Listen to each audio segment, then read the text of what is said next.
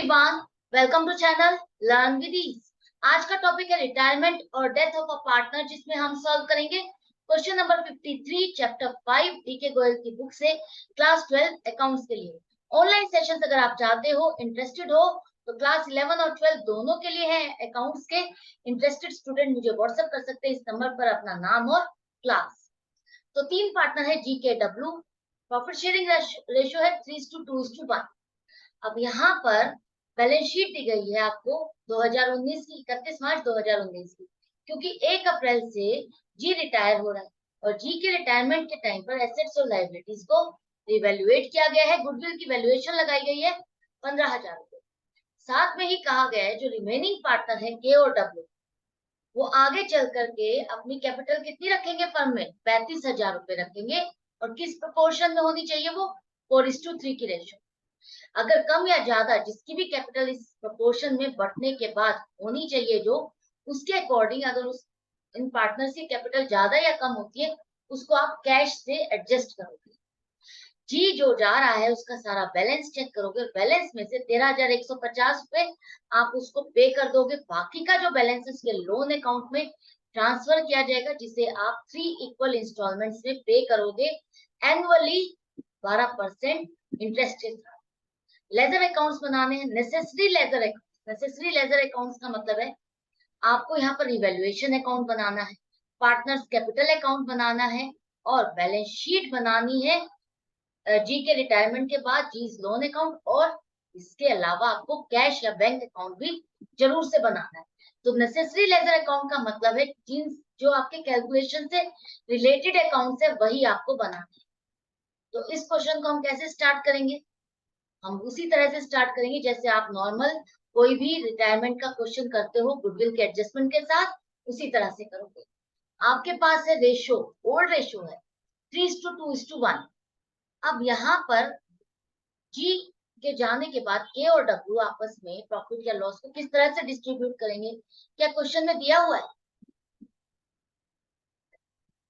आप सोच रहे होगे कि यही रेशो 4:3 जो है ये आपकी न्यू रेशो है, लेकिन नहीं, इसको आपको मिस अंडरस्टूड नहीं करना, ध्यान से रीड करो। यहाँ पर ये जो कैपिटल बताई गई है जो आगे चल करके इन पार्टनर्स को रखती है, उस कैपिटल का किस प्रोपोर्शन में होना चाहिए वो प्रोपोर्शन दिया गया है। यहाँ पर ये नहीं लिखा कि ये जो उनकी प्रॉफिट शेयरिंग रेशियो है उसी के प्रोपोर्शन में कैपिटल मेंटेन करनी है। अब इस क्वेश्चन को और लास्ट के क्वेश्चंस में फर्क को समझो, जहां हमने कैपिटल को प्रोपोर्शन में किया, वहां पर लिखा हुआ है कि उनके प्रॉफिट शेयरिंग रेशियो के प्रोपोर्शन में आपको बना के रखती है उनकी कैपिटल, या कुछ भी नहीं लिखा तब हम उनकी क्या करते हैं, उनकी जो न्यू प्रॉफिट शेयरिंग रेशियो है उसके प्रोपोर्शन में करते हैं। लेकिन यहाँ पर लिखा है प्रोपोर्शन, कौन सी प्रोपोर्शन में होना चाहिए, 4:3, लेकिन ये नहीं लिखा कि उनकी न्यू प्रॉफिट शेयरिंग रेशियो है। तो हम इसको न्यू प्रॉफिट शेयरिंग रेशियो नहीं ले सकते, हम इसको सिर्फ कैपिटल को प्रोपोर्शन में करने के लिए ही इसको यूज करेंगे। तो न्यू रेशियो होगी क्या, न्यू रेशियो हो जाएगी वही जो इनका ओल्ड रेशियो में कॉम्बिनेशन है, वही होगी 2:1। अब आपको चाहिए यहाँ पर गुडविल के एडजस्टमेंट के लिए गेनिंग रेशियो। तो गेनिंग रेशियो निकालने के लिए आपको new ratio minus old ratio करने की बिल्कुल भी जरूरत नहीं है। अगर आप मुझे फॉलो करते हुए हर वीडियो को देख रहे हो तो आपको याद होगा कि अगर पार्टनर्स, रिमेनिंग पार्टनर्स का ओल्ड रेशियो में जो कॉम्बिनेशन था वही कॉम्बिनेशन न्यू रेशियो में बनता है, तो आपकी गेनिंग रेशियो भी वही आएगी 2:1। आपको फर्दर कैलकुलेशन नहीं करनी, टाइम वेस्ट नहीं करना, टाइम सेव करना है। गेनिंग रेशियो अब आपके पास आ गई है, ये बात आप समझ चुके हो, इस ट्रिक को अप्लाई करना शुरू कर दो। अब आपको चाहिए गुडविल का शेयर, जो जी जा रहा है तो जी का शेयर ऑफ गुडविल बनेगा कितना। पूरी फर्म की गुडविल लगाई गई है 15,000 रुपए, तो जी का शेयर ऑफ गुडविल बनेगा जितना उसका शेयर ऑफ प्रॉफिट होता है 3/6, उसी प्रोपोर्शन में उसका गुडविल में भी शेयर बनेगा 7,500। 7,500 रुपए जो गुडविल उसकी बन रही है वो उसको देगा कौन, इसको वही पार्टनर्स देंगे जो इसका share of profit, share of goodwill purchase कर रहे हैं। या आगे चल करके जी का शेयर ऑफ गुडविल किसको मिलने वाला है, के और डब्ल्यू को। जी तो जा रहा है ना, गुडविल आज आप वाइंड अप नहीं कर रहे हो, रियलाइज नहीं कर रहे हो, तो आगे चल करके जब भी बिजनेस वाइंड अप होगा गुडविल किसको मिलेगी, जी की गुडविल मिलेगी के और डब्ल्यू को, जो कि आपस में इसको डिस्ट्रीब्यूट कर लेंगे 2:1 की रेशो में। तो यही दोनों इसको कंपनसेट करेंगे। या आप ये मान लो जो 7,500 रुपए की आज की ये गुडविल है जी के शेयर की, ये दोनों परचेज कर रहे हैं किस हिसाब से, 2:1 की रेशो। के पे करेगा 5,000 रुपए और डब्ल्यू पे करेगा 2,500 रुपए, जितना जितना गुडविल को परचेज कर रहे हैं उसके अमाउंट के लिए। आई होप आपको समझ में आ गया। ये चीज हम लास्ट के 3 चैप्टर से करते आ रहे हैं, कोई नई चीज नहीं है जो आपको समझ नहीं आई हो। मैं हर क्वेश्चन में इसलिए रिपीट करती हूँ ताकि आपको रिकॉल भी होता रहे और ये अच्छे से बैठ जाए, जम जाए, याद रहे आपको। तो यहाँ पर ये दोनों पार्टनर आपके गेनिंग पार्टनर है। जो पार्टनर्स रिटायरिंग पार्टनर का शेयर ऑफ प्रॉफिट एक्वायर करते, परचेज करते या जिनको मिलने वाला होता है, वही क्या होते हैं, गेनिंग पार्टनर। तो यहाँ दोनों पार्टनर ने जी का शेयर ऑफ प्रॉफिट आपस में डिस्ट्रीब्यूट किया है, परचेज किया है, तो ये दोनों गेनिंग पार्टनर हो गए। और जी जो जा रहा है अपना पूरा शेयर ऑफ प्रॉफिट सरेंडर कर रहा है, छोड़ के जा रहा है, सेक्रीफाइस कर रहा है, तो वो क्या हो गया, सेक्रीफाइसिंग पार्टनर। तो गेनिंग पार्टनर आपके डेबिट हो जाएंगे और सेक्रीफाइसिंग पार्टनर आपका क्रेडिट हो जाएगा। कितने अमाउंट से, 7,500 से। और गेनिंग पार्टनर्स जितना जितना शेयर जिसका बनता है उसी हिसाब से करोगे। अब आपको पार्टनर्स के कैपिटल अकाउंट भी बनाने हैं। नेसेसरी लेजर अकाउंट में आपका पार्टनर्स कैपिटल अकाउंट कवर होता है। आपको हमेशा कहती हूँ जितने भी आपको अकाउंट्स यहाँ पर बनाने के लिए कहा जाता है, सबके फॉर्मेट पहले से बना लोगे तो आपके लिए क्वेश्चन इजी हो जाएगा, जल्दी कंप्लीट होगा। क्योंकि साथ ही साथ आप पोस्टिंग करोगे तो आप किसी चीज को भूलोगे नहीं करना, मिसमैच नहीं होगा, कोई फिगर रॉन्ग नहीं होगा। तो ओपनिंग बैलेंसेस लिखो साथ के साथ 22,000, 13,000, 9,000। और जो ये एंट्री हुई है इसकी पोस्टिंग करो। डेबिट साइड पर किसके लिए करोगे, के और डब्ल्यू के लिए, और क्रेडिट साइड पर जी के लिए। ये पोस्टिंग हो गई। अब यहाँ पर बैलेंस शीट में चेक करो, कोई रिजर्व्स है, एक्युमुलेटेड प्रॉफिट्स है या लॉसेस है, उनको हम डिस्ट्रीब्यूट करेंगे। तो यहाँ पर जनरल रिजर्व आ रहा है 12,000। क्वेश्चन में कोई इंफॉर्मेशन नहीं है कि पार्टनर्स इसको आगे लेके जाना चाहते हैं नहीं चाहते, तो हम क्या करते हैं, इसको डिस्ट्रीब्यूट कर देते हैं पार्टनर्स में ओल्ड रेशियो में। तीनों पार्टनर में डिस्ट्रीब्यूट होगा, ओल्ड रेशियो में ओल्ड पार्टनर्स में डिस्ट्रीब्यूट करोगे। जिसका जितना शेयर बनेगा, जनरल रिजर्व है, क्या है ये, प्रॉफिट है।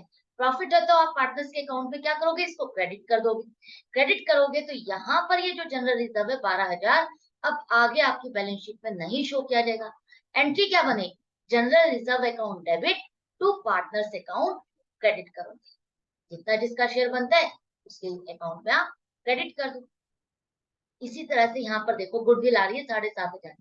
ये जो आपकी बैलेंस शीट में गुडविल शो की जाती है, ये क्या है, ये एक तरह से खर्चा है या वो एसेट है जो आपने परचेज की। किसी का बिजनेस जब आपने परचेज किया होगा उसको एक्सेस पेमेंट की, तो ये परचेज गुडविल है जिसे आप राइट ऑफ करोगे। राइट ऑफ करना मतलब एक एसेट है उसको आप खत्म कर रहे हो बिना किसी पेमेंट रिसीव करने के, बिना कुछ पाए, नील अमाउंट पर आप इसको खत्म कर। तो नील अमाउंट पे खत्म कर रहे हो किसी एसेट को, मतलब लॉस है, खर्चा है। खर्चा है तो पार्टनर्स में अगर आप डिवाइड करते हो तो उनके अकाउंट क्या होंगे, डेबिट होंगे। और ये जो गुडविल अकाउंट है आप राइट ऑफ कर रहे हो, तो ये आपका बैलेंस शीट में आगे जो नहीं बनाओगे इसमें नहीं दिखाया जाएगा। एंट्री क्या बनेगी, देखो पार्टनर्स कैपिटल अकाउंट आपके डेबिट होंगे और गुडविल अकाउंट आपका क्रेडिट हो जाएगा। ये अकाउंट आपका क्लोज हो जाएगा।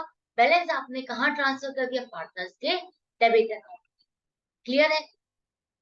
इसके बाद अब यहाँ पर आपके आ गई है रिवेल्युएशन। रिवेल्युएशन से रिलेटेड जितनी भी इंफॉर्मेशन है उसको एक एक को पिक करो और चेक करो। सभी का एक बार में ही दिया हुआ स्टॉक उन्होंने कहा है 10,000 रुपया, पहले कितना था, 12,500, मतलब कि 2,500 रुपए से स्टॉक घट गया, नुकसान। तो आप डेबिट साइड पे लिखोगे 2,500 रुपए। इसी तरह से आपके डेटर्स कितने हो गए, 11,500 के। 12,000 से 11,500 रह गए हैं, इसका मतलब आप क्या कह रहे हो, 500 रुपए डूब गए। 500 रुपए डूबना मतलब बैड डेट्स हो गए, तो बैड डेट्स अकाउंट आप 500 रुपए से इवेल्युएशन में डालोगे डेबिट साइड। इसके बाद लैंड एंड बिल्डिंग 18,000 रुपए, 15,000 रुपए आपने शो की हुई है वैल्यूएशन पर, 18,000। 3,000 रुपए से एसेट की वैल्यू बढ़ना फायदा है, फायदा है तो आप क्रेडिट साइड पर लिखो 3,000 रुपए। इसी तरह से प्लांट एंड मशीनरी जिसकी वैल्यू 18,000 थी, 16,500 रुपए रह गई है, तो आप इसको नुकसान है 1,500 रुपए से, एसेट की वैल्यू डिक्रीज हो गई, डेबिट साइड पर लिखोगे 1,500 रुपए। डिफरेंस लिखा जाता है रिवैल्यूएशन में, जितने से आपकी वैल्यू इंक्रीज या डिक्रीज हो रही है या कोई नई लाइबिलिटी या एसेट आती है, तो आप उस अमाउंट को लिखते हो, डिफरेंस को लिखते हो। इसके बाद सन्ड्री डेटर्स आपके 9200 हो गए, कितने के थे? 10,000 के। यहाँ पर ये लाइबिलिटी आपकी 800 रुपए से डिक्रीज हो गई, तो फायदा है या नुकसान है? फायदा है, फायदा है। 800 रुपए का फायदा हो गया, आपकी लाइबिलिटी डिक्रीज हो गई, तो आप रिवैल्यूएशन में क्रेडिट साइड पर लिखोगे 800 रुपए। इसके बाद आपको वर्कमैन कंपनसेशन 500 रुपए का आपको बनाना है, लाइबिलिटी बुक्स में रिकॉर्ड करनी। इसके लिए आपने कोई रिजर्व नहीं बनाया हुआ, ये लाइबिलिटी आ रही है, वर्कर्स को कंपनसेशन देना है 500 रुपए का, तो ये प्रोविजन बनाओगे। अभी आपने दिया नहीं है, बुक्स में रिकॉर्ड करने के लिए बात की जा रही है, तो provision for workman compensation account डलेगा। एक नई लाइबिलिटी आ रही है ना, अनरिकॉर्डेड लाइबिलिटी कह लो, या लाइबिलिटी इंक्रीज हो रही है आपकी, तो 500 रुपए आप इसको कहाँ डालोगे? Debit side. सारी एडजस्टमेंट करने के बाद रिवैल्यूएशन को चेक करो, डेबिट साइड का टोटल ज्यादा है या क्रेडिट साइड का टोटल ज्यादा है? डेबिट साइड का टोटल ज्यादा है आपका, और डेबिट साइड का टोटल ज्यादा का मतलब है आपको नुकसान ज्यादा हुआ है, नुकसान ज्यादा, लॉस हुआ है। कितने का? 1200 रुपए का, जिसे आप ओल्ड पार्टनर्स में ओल्ड रेशियो में डिस्ट्रीब्यूट कर दोगे, उनकी ओल्ड रेशियो। तो ओल्ड रेशियो में डिस्ट्रीब्यूशन करते हो, जिसका जितना शेयर बनता है उसके अकाउंट में क्या करोगे? लॉस है तो उनके अकाउंट में आप डेबिट करोगे, और रिवैल्यूएशन अकाउंट में ये क्या है आपका? Debit balance. तो डेबिट बैलेंस है, इसको आपको क्लोज करना है, खत्म करना है, तो रिवैल्यूएशन अकाउंट आपका क्रेडिट होगा। तो एंट्री बनेगी partners account debit to revaluation है। अब यहाँ पर पोस्टिंग करो, साथ ही साथ रिवैल्यूएशन अकाउंट आपका नेसेसरी लेजर अकाउंट का पार्ट है, जरूर से आपको बनाना है। तो by loss transfer to partnership के अकाउंट में आप यहाँ पर जितना जिसका बैलेंस बनता है लिखोगे 1200 रुपए, और एंड में टोटल 5200 रुपए। अब यहाँ पर पार्टनरशिप कैपिटल अकाउंट में साथ के साथ में पोस्टिंग करो। डेबिट आ रहा है तो डेबिट साइड पर ही पोस्टिंग करोगे। लॉस है 600 रुपए, 400 रुपए और 200, लॉस है तो डेबिट ही करोगे पार्टनर्स के अकाउंट को। ये होने के बाद अब आपने सारी एडजस्टमेंट्स कर दी पार्टनरशिप कैपिटल अकाउंट में, सारी एडजस्टमेंट्स कर दी। तो अब आपको देखना है तीनों पार्टनर का बैलेंस कितना बन रहा है, जी जो रिटायर हो रहा है उसका कितना बैलेंस बनता है, कितना देना है। तो सबसे पहले क्लोजिंग बैलेंसेस निकाल लोगे आप तीनों पार्टनर्स के, 31,150, 9,100 और 7,050, ये आ गए क्लोजिंग बैलेंसेस। एंड में टोटल लिखो तीन दोनों साइड पर, और फिर ब्रॉट डाउन करो इन बैलेंसेस को। अब क्वेश्चन में दिया हुआ है, कुछ चीजें आपको याद भी रखनी होती है, हर चीज आप बार बार रीड नहीं करोगे। आपको अब अपनी एक हैबिट बनानी है कि क्वेश्चन में से इंफॉर्मेशन को ग्रैस्प करना है, समझना है, याद रखना है। तो जो बैलेंस है उस बैलेंस में से जो रिटायरिंग पार्टनर जी है उसका बैलेंस कितना है? 31,150। उसमें से आप उसको 13,150 रुपए की पेमेंट कर रहे हैं। हम यहाँ पर टू कैश अकाउंट लिख रहे हैं, 13,150 रुपए हम उसको कैश में पे कर रहे हैं। अब आपने बैलेंस शीट देखी होगी, तो बैलेंस शीट में ध्यान से देखो, ना वहां पर कैश आ रहा है ना बैंक आ रहा है, कुछ भी नहीं आ रहा। तो अब आपको घबराना नहीं है, परेशान नहीं होना कि कैश और बैंक तो आ ही नहीं रहा, हम पेमेंट कैसे दिखाएं। कुछ मिस्टेक है इस क्वेश्चन में, कई बार आप लोग घबराहट में इस तरह से क्वेरीज रेज करने लगते हो एग्जामिनेशन हॉल में। आपको ऐसा नहीं सोचना, क्वेश्चन को सॉल्व करो, ध्यान से देखो, ध्यान से रीड करो कि आगे क्या होने वाला है। जो पार्टनर्स हैं, बाकी के जो दो पार्टनर्स है के और डब्ल्यू, उन दोनों की कैपिटल आपको किस हिसाब से मेंटेन करनी है? वो मेंटेन करनी है 35,000 रुपए। Total capital of the firm कितनी रखनी है? 35,000 रुपए, जिसे इस रेशियो में आपको मेंटेन करना। इस रेशियो में मेंटेन करने का मतलब है के की कैपिटल होनी चाहिए 20,000 और डब्ल्यू की होनी चाहिए 15,000 रुपए। इतनी कैपिटल होनी चाहिए इन दोनों की। इन दोनों को इतनी कैपिटल रखने के लिए अब आप चेक करो क्या कम आ रही है इन दोनों की कैपिटल? हाँ आ रही है। तो पूरा करने के लिए इन दोनों को कैश लाना पड़ेगा फर्म में, दोबारा से और एडिशन करना पड़ेगा कैपिटल में, नई कैपिटल लगानी पड़ेगी और पैसा लगाना पड़ेगा। कितना लगाना पड़ेगा? के को लगाना पड़ेगा 20,000 होनी चाहिए, उसकी है ऑलरेडी 9,100 रुपए, तो 10,900 रुपए उसको और फर्म में पैसा लाना होगा, कैपिटल लगानी होगी।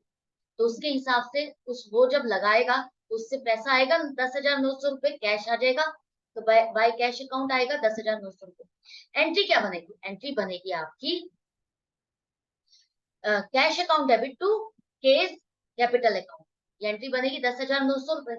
इसी तरह से डब्लू, डब्लू का देखो 15,000 रुपए इसकी कैपिटल होनी चाहिए, 7,050 है उसकी, तो बैलेंस 7,950 रुपए वो कैश लेकर आएगा। और इसकी एंट्री भी क्या बनेगी, कैश अकाउंट डेबिट टू डब्लूज कैपिटल अकाउंट 7,950।